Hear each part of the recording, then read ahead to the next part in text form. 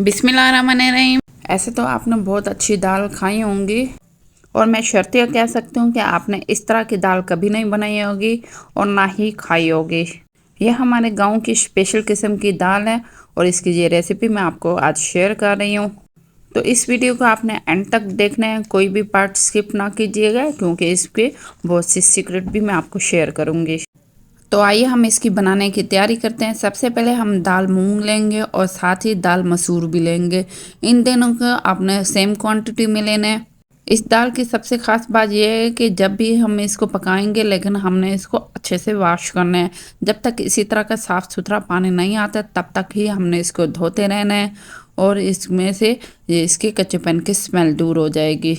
और इसको कम से कम 40 मिनट हमने अच्छे से भिगो के रख देना है। 40 मिनट के बाद हम दाल को अब पकाना शुरू कर देंगे और इसको मीडियम हाई फ्लेम पे पकाएंगे।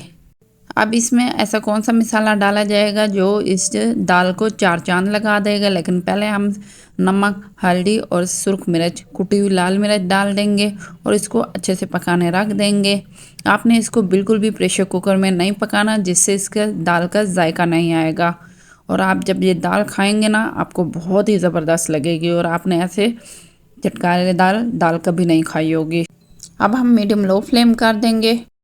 20 मिनट के बाद अब हम इसमें चिकन पाउडर डालेंगे। ये डालेंगे तो दाल को चार चांद लग जाएंगे। अगर आप चाहें तो आप स्किप कर सकते हैं।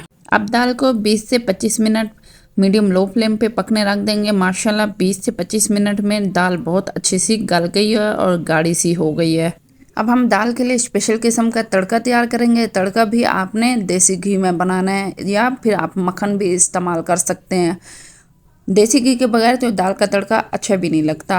घी अच्छे से पक गया तो उसके साथ ही हम 2 से 3 चम्मच लहसुन डाल देंगे। कुटा हुआ मोटा मोटा कूट के डालेंगे और इसको अच्छे से पका लेंगे।